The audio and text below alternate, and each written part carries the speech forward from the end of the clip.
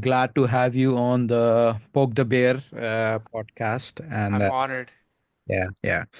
So I really like the other day I saw you performing, and I really liked how, Snipe said that, you have a very unique aura and presence to your act. And, especially I really liked how you just murmur those sarcastic lines in between your jabs. So, Yeah. yeah.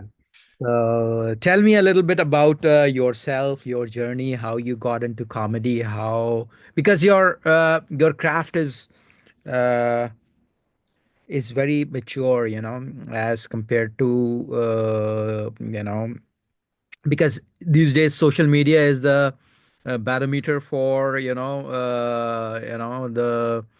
the popularity, so to say. Mm. But I think just like any other entertainment, the product itself is a mode of popularity. So a good performance itself is a mileage in its own, and it doesn't require social media and other supplemental or miscellaneous promotion, so to say. Yeah. So tell me a little bit about your Uh, enigmatic effect. Doctor. Dude, enigmatic. I never even heard that word before. Oh, doctor. Yeah. I guess I don't even know.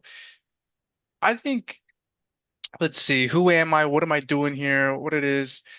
This is me. I'm Akash. Right. I'm a silly, I guess silly.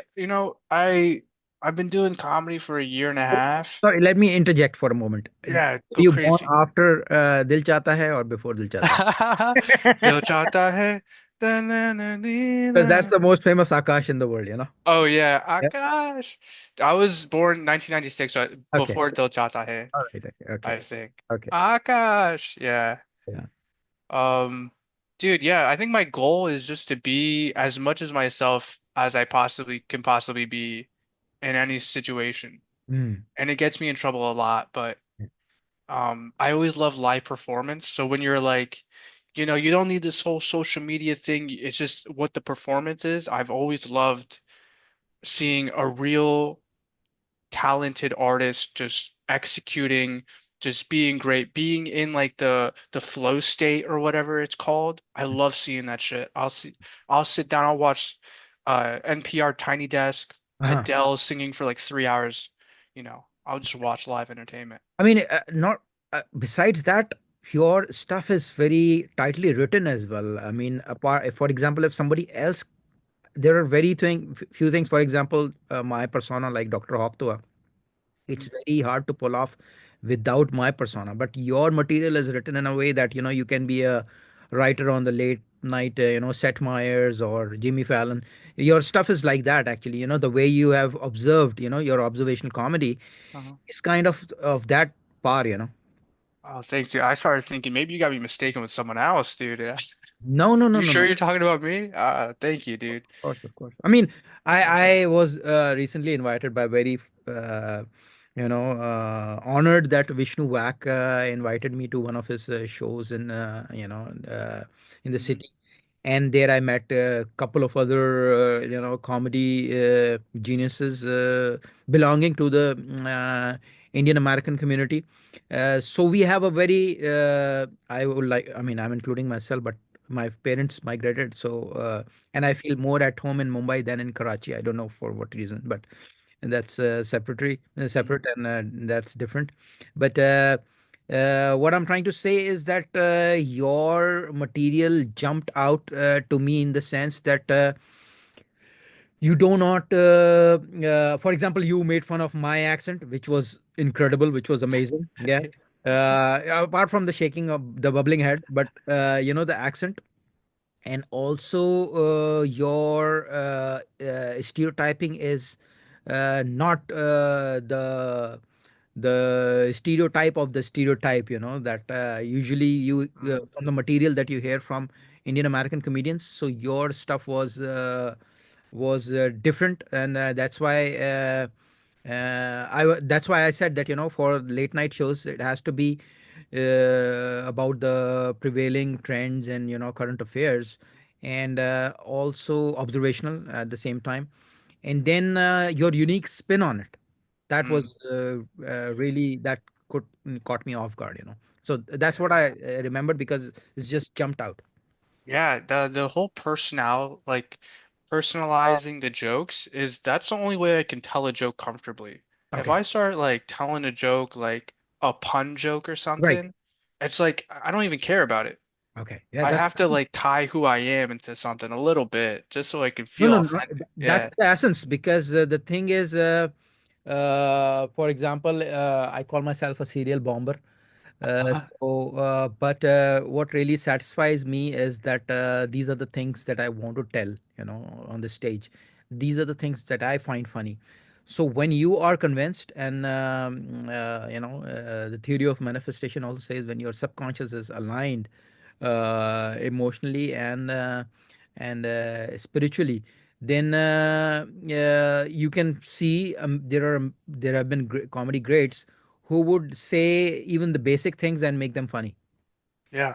So if you are totally backing up what you're saying, or compared to, you know, if you ask chat gpt to come up with a joke about Elon Yeah. Musk, you know, and try to tell that, that will be totally different. Totally different. It's like I heard a comedian say the most craziest thing. I can't even repeat it here. Hmm. But the way he just believed everything he said, I was like, this guy, he's saying the craziest stuff, but it's so funny because I really think that he believes what he's saying. And you can't take that away from, Yes. you know, Yeah. from him. I almost want to tell you what it is, but he was Yeah, tell talking me. about, It's all right. Go ahead. bro, he was talking about, because he's like an ugly Asian guy, Right. and he was talking about, I think I'm just gonna rape women now. Oh, wow. Yeah, Yeah. which is crazy. Sorry, I missed that. And I mean, like Believe again, it's a joke. The way I it's a take it joke. as a joke. Like for example, you know, I say stuff as you had. I mean, my stage name is Dr. Tuah, so it does not need more explanation. So you cannot get more. My profanity leads my, my reputation. You know. Yeah. So, but at the end of the day, for example, the other guy was saying that, you know, that how can you tell jokes about your wife like that? I said because she knows that it's just a joke. It's not reality. I mean, that's the spin Yeah. part, you know, the way you sugarcoat it and present it, and then in context of the social stigmas and dogmas and again prejudices, you know, you know, align them with the human psychology and then present the dichotomy. That's the most beautiful part. Most beautiful part, sir. Yeah. But you have such big words, man. The Oh, dichotomy, I was like, hell yeah. See, that, I think the that's an, reason why, yeah, yeah, yeah. Go ahead, go ahead. Yeah. oh, well, first off, I should have said instead of that, where I should have said he attacked women or something, but we'll keep that. I'll learn that for next time. Yeah. I think I'm like a dumb Indian guy, and that's what I don't know if I really am a dumb Indian guy or that's what I'm just presenting. No, you're But way too smart, in the sense that I would say that you are the Napoleon Dynamite version of Indian, you know, because people think that, or maybe he thinks, because he looks like a nerd to me, and that's also another aspect of his multifaceted character, that two different ethnicities he looks different. So, like also, Snipe also told me and endorsed the same thing, that you do not possess that the usual the kind of stereotype usually people associate with the stories about poor India, or the slums. You do mm, not represent that. You represent the IT, the doctor, you know, that kind of persona. yeah, that is funny. I'm not like from the slums of India. I'm actually like a gas station Indian. Like I grew up, my dad worked at 7-Eleven, Hmm. and like my dad was like a gambler, a drinker, all this stuff. And so like I never really was a part.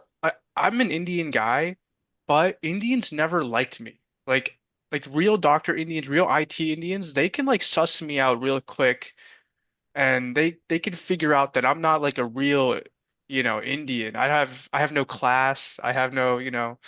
Um, So you do have class as compared to that because I, as an, I am a selective perception. Whenever I want, I become Pakistani. Whenever I want, I become Indian. So yeah, because all Pakistanis are Indians, but all Indians are not Pakistanis. Like all yeah. cats are animals, but all animals are not cats.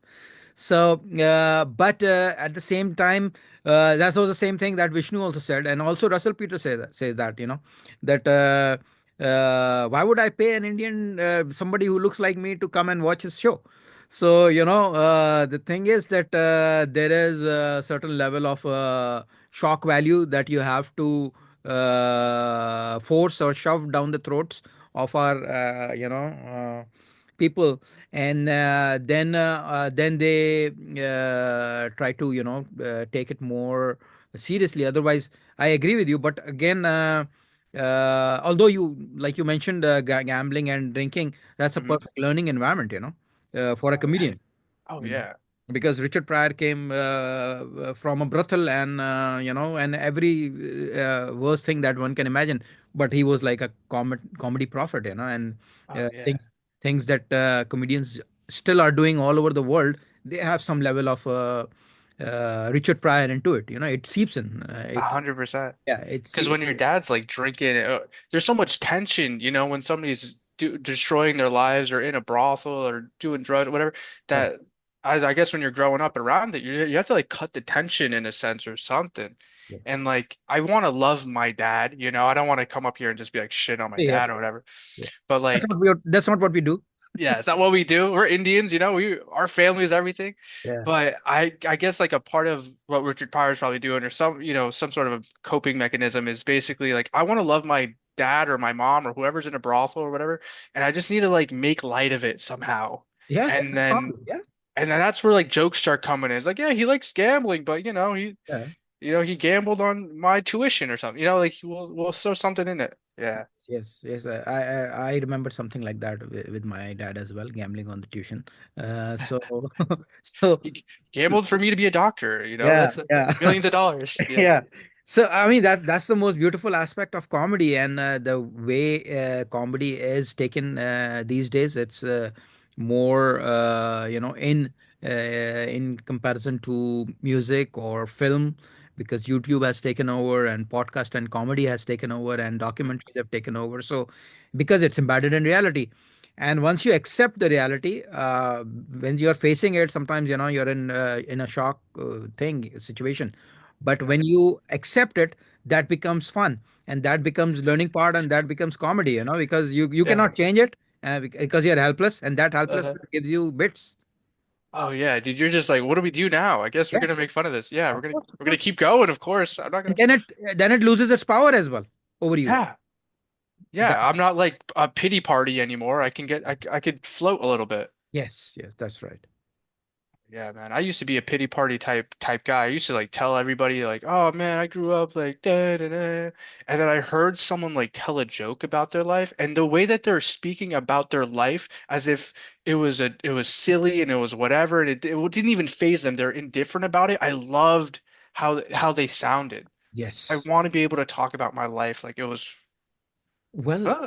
Akash, the thing is that we are living, fortunately, I don't know, or unfortunately, we are living in an age of mental health crisis. Oh yeah. And comedy is better than therapy, and therapy is very expensive. So as Indians, we want to save every dime, pinch every penny, and so this is free.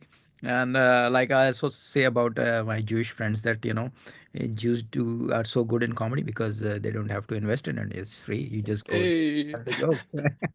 it all makes sense now. Yeah, yeah. So, yeah. So, and also, like you said, uh, because at the end of the day, this entire world is about consciousness, and once that darkness of that situation or that circumstance does not have a power on you in terms of treachery, or in terms of despondence, so then it becomes a part of because.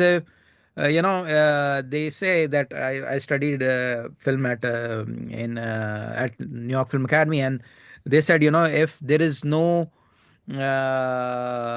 for if there is no opposition, there is no drama. There is nothing to be presented. Nothing to is no, if there is no tragedy, then there is no comedy. So Right. it's all about, at the end of the day, it's all about comedy of errors, and it's all about goofing up all the bad things that are happening, Yeah. and just make it part of your growth in terms of learning, and then if fuck that, and then just make it funny. Just make it funny. Yeah, dude, I think there's so much to just what you just said. Like, I was thinking about when you're going through some dark stuff, some Yeah, dark shit. I don't know if I can curse here, yeah, yeah. but you like once you start accepting all the things that are happening to you, and you Mhm. just accept, hey, I lost my job, I accept Right, it. right, There's so much, or my dad's drinking, or whatever's a brothel. If you at least when I accept it, it now unlocks wisdom. Like now I can learn and now I can grow and I can be wise from this. My right, dad's a human being, he lived his own life, he did his own things, right, and now he's where right, and I, it's like that type of beauty and maybe like connecting the dots with comedy or something like that's like where the cheap therapy kind of comes in. You start accepting all the stuff right, that you're in, the daily right. life, the suffering, whatever, Yes, and you absolutely. make I it mean, funny. Yeah. yeah, yeah. I mean, you absolutely said it rightly, because what happens is that it's kind of a reboot, you know. Because what happens in terms of energy is that when you think about these dark things, then your vibration goes low, and when you make fun of it, then it loses its power. Then you are in a state of euphoria, because you cannot control the reality, but you are bound to make craze out of it, so then Yeah. your vibration is instantly raised. So and while you just talking about your dad and liquor, and my dad drank himself to death, and I had forgotten, because for me, in my head, he was a great human being who never harmed anyone, who was happy-go-lucky, and I represent all the good in me is of my dad, and all the bad in me is of my mom, because my mom took out the bad of my dad from me, and Mhm. then during that ass kicking, I accumulated the badness from her persona. Yeah, the resentment or whatever. Yeah. Yeah. So yeah, I totally agree with you. So tell me, you're from here, from New York, or from where were you born and raised? Oh yeah, New Jersey. Okay. It was New Jersey. Um, but yeah, man, that's funny. And you're starting to remind me of the reason I started doing Yeah, comedy in the yeah, yeah. first place. So you're talking about how like, well, first off, I'm an Indian guy with a drinking dad. You're an Indian guy with a drinking dad. So I just like related to that, Yes, and yes. and that made me think about why I started comedy. This one Okay. time I was going through a bad breakup, right? Mhm. And I couldn't stop thinking about my ex. Like I just couldn't stop thinking about. I was like hurting myself. I was deep in it. I couldn't accept it. Maybe I don't know what, but Right. I went to this comedy show at the Greenwich Comedy Cellar, like the thing that's Mhm. underground. You know what I'm talking about? Yeah, yeah. And there was this comedian, and he started talking about how he couldn't get over his ex, and it's been like 7 years, and he thinks about her, and he was basically saying everything that I was saying, and I related to everything that he said, and at the end of it, he made a joke, and we all laughed about it, and Yes. I was like, whatever years of therapy or burn all the things that make you think of her, fuck all that. I needed to laugh about it. I needed to like relate to it, Yes. like see that there's someone else who's going through the shit that I'm going through, and Right. then laugh. Yes. And that's why I think I'm doing comedy to this day. Like Right. a lot of my jokes are about how, I'm lonely or I messed up in this situation or, I'm a shitty Indian kid, whatever. Hmm. So, and one of my hopes is for someone else to like hear it and then feel it and then laugh about it. And so they know that they're not alone. Right. I Right. think that's what I'm doing here. Yeah. Yeah, yeah, yeah. That's true. I mean, I remember when I was last time at Greenwich, comedy. I It was July 4th, but And there was an Indian comedian as well. And people usually assume that there is an animosity between Pakistani and Indians, Mhm. but I use the time and the date to thank the Americans to kicking the ass of the Britishers and taking revenge on the entire world's behalf. And my entire bit was about that, and making fun of the royal family, and how we are scamming and taking our reparations. And so yeah, so yeah, That's what they're definitely. doing. Yeah, I mean, also, and of course, there is also a lot of comedians in Jersey as well, Indian comedians. Oh yeah. Nimesh, for example, is a great comedian, and also there are loads of, and they also have a specific style, and your style still stands out. It has a different angle actually. They're very conversational. At least Yes. Nimesh is, right? Yeah, He's conversational. You don't even know if he's doing comedy. It looks like he's yeah, just yeah. there, It looks like he's Right. just talking to people in a room, Especially his which is voice is just amazing. yeah. Yeah, yeah. Yeah, his voice is weird. But that's like one of my goals too, is to have that conversational. Yours is actually. I thought you were talking about yourself because yours is Oh, is more conversational in the sense that which is rare in contrast of Nimesh, because you actually speak the language of the way white people are thinking in their head. That's a yeah. different language. I got that white boy brain. Yeah. Yeah. I'm like, yo, So what's up, baddie? What's good, shotty? Yeah. yeah. So that sentences, because our sentence organization is British, you know. I mean, at least from our family side. So speak the uh, the voice of white conscience. Yeah, and the white conscience is basically like a wannabe black kid. Like Yeah. it's a weird twisted thing going on in my head. I don't even know who I am really, Yeah. And Yeah, then it also amalgamates with the Indian aspect of it as well. yeah. I'm And the, trapped in this Indian body. Yeah. yeah, because the reason that it makes us way more funnier, for example, Aziz Ansari and Hassan Minhaj, people like them, is because we view things as outsiders. Hmm. We are not in the echo chamber.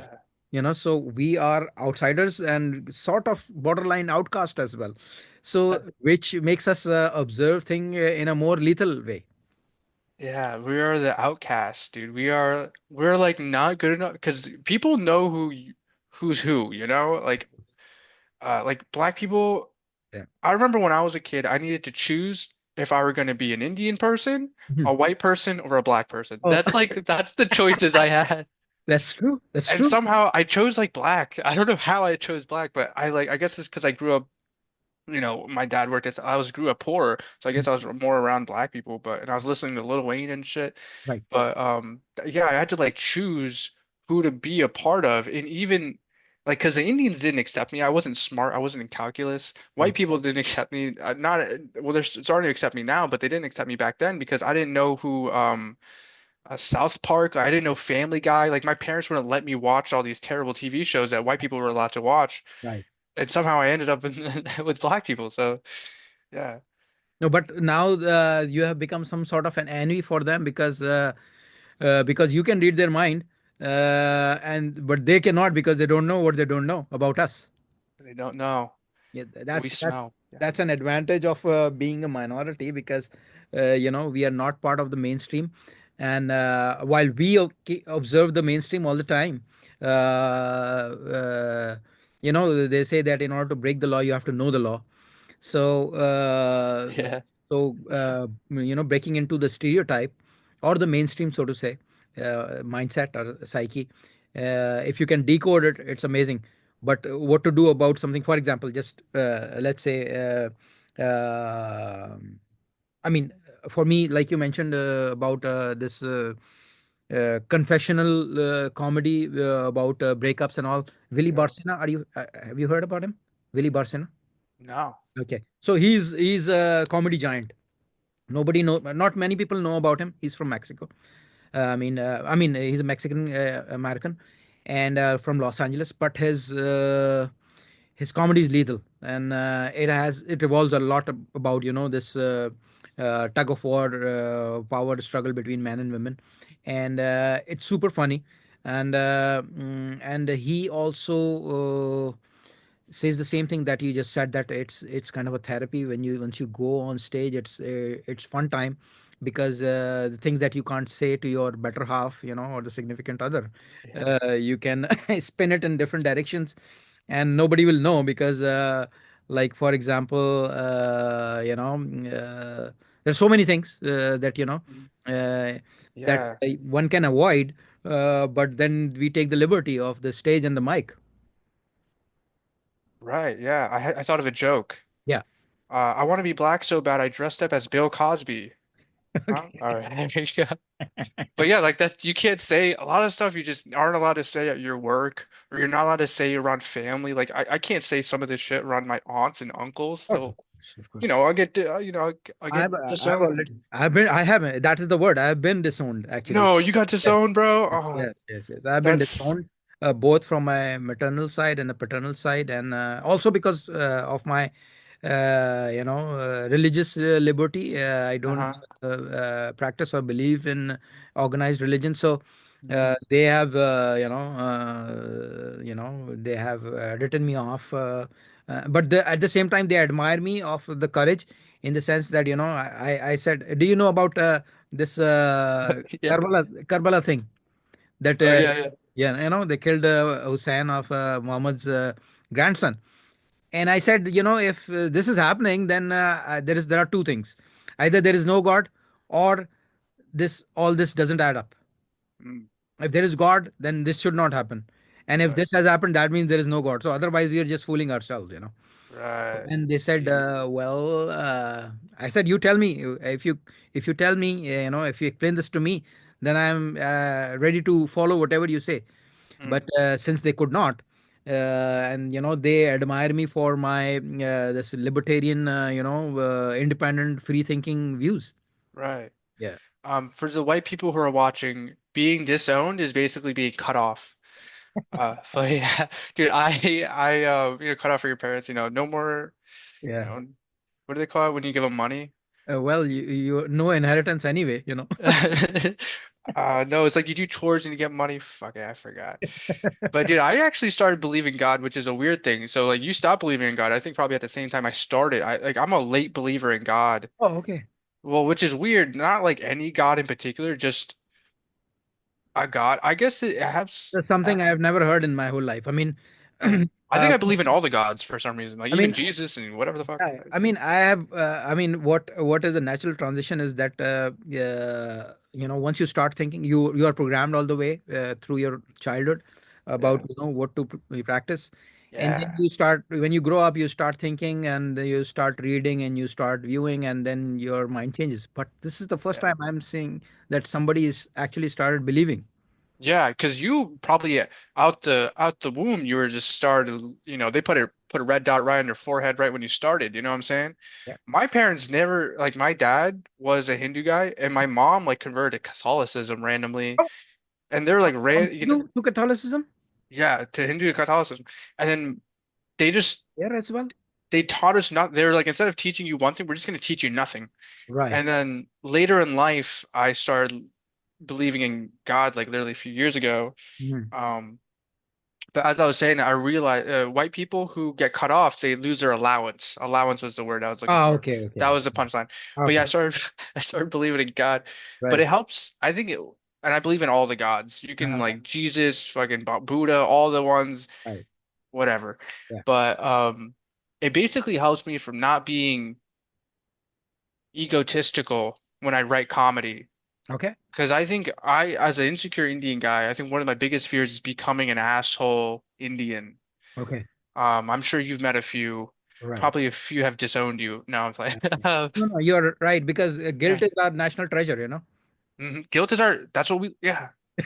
Said it Like, we want to perfectly. feel guilty about anything or everything. I Uh-huh. mean, like for example, like I think this is sort of cultural appropriation as well. That you don't want to be decoded in in a certain light. I mean, for me, the journey of comedy has been the most amazing thing of my life. Had I known it before, I mean, I started. Of course, Omar Sharif, the Pakistani drama guy. Hmm.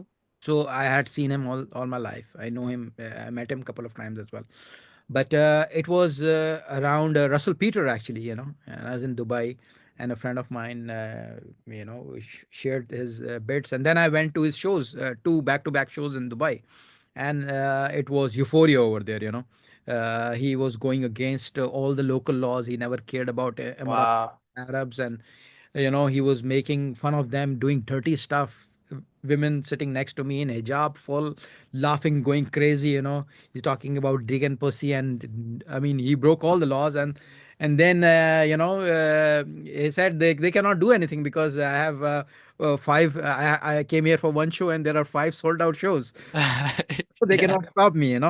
So yeah, and it was 2008, and it was a bad economy. So Wow. probably they tailored their laws for him. And then Wow. at the same time, like he says about Saudi, which actually requires, for any non-Muslim to go there and needs a visa. Mhm. But Saudis love him because of the same reason, because he's been honest. You He's know, honest. yeah, when he's on their side, then he's on their side. So for him, it's just an glance. It's just an observation. It has like, even in my case, I have become more audacious because I don't care now, because then I can speak to both sides of the people, the aisle. I mean, I can talk to. I've been speaking to our, in our area, this lady going for city council, member of city council, Supreet Migrath, and she's Republican. And I said I don't care Republican or Democrat. I am a liptard. But the problem is, yeah, I told the senior advisor to Eric Adams that you need a third party. You see what's happening. I think Pakistan is ahead of you. We have a solid third party over there. Wow. Yeah, and you don't have it, and that's why you lost the election. You have to accept it, and you have to accept the collective wisdom as well. And she was in shock just after the next day the election were lost in November. So yeah, and then I can speak to Republicans as well. I said, you see, the thing is, they are fighting. Hochul and Adams are fighting, and you have a great chance to win, but you are not creating noise, and you need people Yeah. protected to noise. And at the end of the day, my focus is, and a common man should make money. A common man should have more disposable income. And just this morning, I was speaking to a guy who was running as a comptroller in 2022, and probably will run again for Republican, Dabby, and he's probably going to come on a podcast as well. So I told him that, you see, tariffs versus taxes. What do you want? Because taxes were introduced in 1913. Hmm. Before that, it was all tariffs, and the entire government was funded by tariffs. So what the fuck is going on? You know? Right. You gotta choose one or the other. Yeah. It's gonna So be. fuck them. And why fuck us? Yeah, fuck them. Why are Yeah. we fucking ourselves? Yes. Yes. Yeah, no, yeah. I Yeah. like how you that I think that adds to the whole like minority point. Like you're not kind of in an echo chamber. Yes. You're like, I get what the fuck they're doing. I get what the fuck they're doing. Exactly. You guys gotta figure this shit out. Yeah, Yeah. yeah. I mean, and this is what comedy has unleashed to me, because before doing it, I was a big fan of Loose Black, and Loose Black was used to grill anyone possible, and I used to wonder, what is his angle? Who is he? And he's basically nobody. And even Republicans asked him to run for the president. You know that? Wow. Yeah. So, but he declined. He said, "I belong to no one. I want." For example, Bill Maher just recently went to White House, Yeah. and he said that he Trump was really composed and gracious, and there's nothing wrong about it, because Bill Maher was always with Bernie Sanders, and is of course he makes more fun of Republicans and conservatives than liberals, but Yeah. as a critic of society, it's your responsibility to rebel. That's the responsibility. That's all. That's the key to success, really, is just be as honest as you possibly can be. Yes. That's it. If you do that the way that every comedian who's great does it, Right. that's it. And then like also showing up to shit is probably another key to like success. Like you got to keep showing up because Yes. it's easy to just like bomb your ass off or like suck for for a Right. day and Right. then never show up again. And Right. then like you got to be honest and you got to be true to yourself, man. You start losing that, you lose everything.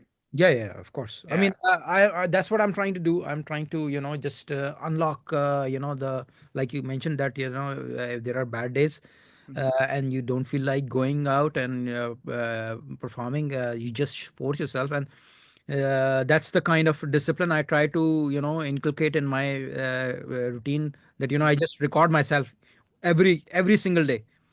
Since last May till now, I have recorded every single time Yeah. so that I can, study and whatever. But because I've been a copywriter all my life, so I try to write, and I try to do comedy based on writing. So that always helps because I divide those 5 minutes or 6 or 10 minutes accordingly, and then I try to keep as much material in my head as possible. And also have from the beginning I made this habit to never read a single time. I have never you know taken out my cell phone or Wow. taken a piece of Professional. paper. Yeah, so I forced myself. So that's kind of, it was tiring in the beginning, but I have such an evil mind, because again, like you said, you can change your roles and see things from the antagonist angle. And comedy is all about antagonism. You just step onto the other side and make joke of the other side, then you step on the other side Yeah. and make fun of the other Yeah, side, yeah.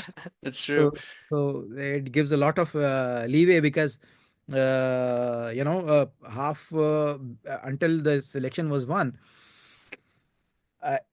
Elon was, I had written a book in 2017 about how, automation will be used for autocracy, and that's what he did. He took over Twitter and won the election.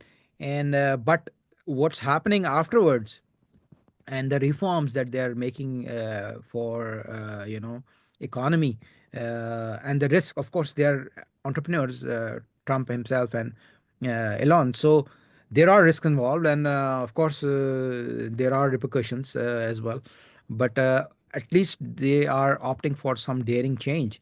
Yeah. Yeah, You the other gotta day you I gotta was take a risk sometimes. yeah the other day I was speaking into the state office, and I was asking for some guidance on their archaic fucking information system. And I said, how to file this? And he was saying, I cannot help you if you cannot see it. I said, I fucking designed this shit.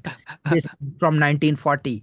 You guys are stupid. And this is the reason you are not helping me, because the Trump wants to fire you. This is the reason Trump wants to fire you guys, because you don't want to work. And everybody is in a panic. You call them, everybody is scared, Oh everybody. yeah. This Indian guy is fucking making fun of me, buddy, or whatever. Yeah, Yes. yeah. And I was like, the easy money time is going, and there are federal firings, and then he's gonna scuffle the state allocated resources as well, and then it's gonna. And again, what is wrong with efficiency? As a business student of business, efficiency is the key, because every money, and also as an Indian, every dime you save is yours, is earned. Trump is an Indian. That is what I say. Trump is an Indian. Why pay when you Take it and pay? go. I mean, that is my you're number one Trump. Yes, and this accent is Dude, my yeah. so famous in South Africa. I went to South Africa in 2010 for the World Cup, Football World Cup, Yeah. and Russell Peters is so famous over there. And Durban, Durban is like, Yeah. is like Ahmedabad maybe. There are more Indians over there than in Oh Ahmedabad. yeah. So Durban is a huge Indian community, and as you know that Mohandas Gandhi came from South Africa to India, so the history Yeah, is he did. long, and That's so cheap. yeah, and their despise for smart Indians has been generational. Oh yeah, dude. We don't stop. Yeah, My dad forced me to vote for Trump, and I was like, "Okay, Papa, I love you. Don't disown. Don't disown." yeah. No, I'm playing. Yeah, I He mean, did. this was the first video that I had seen in you know uh, I think we are going to cut off at any point. But Yeah. this was the first video in from Jersey where I was seeing that Desis are going to vote for Trump, and I said, "What the hell is going on?" Oh And I yeah. knew that there is some silent scream out there.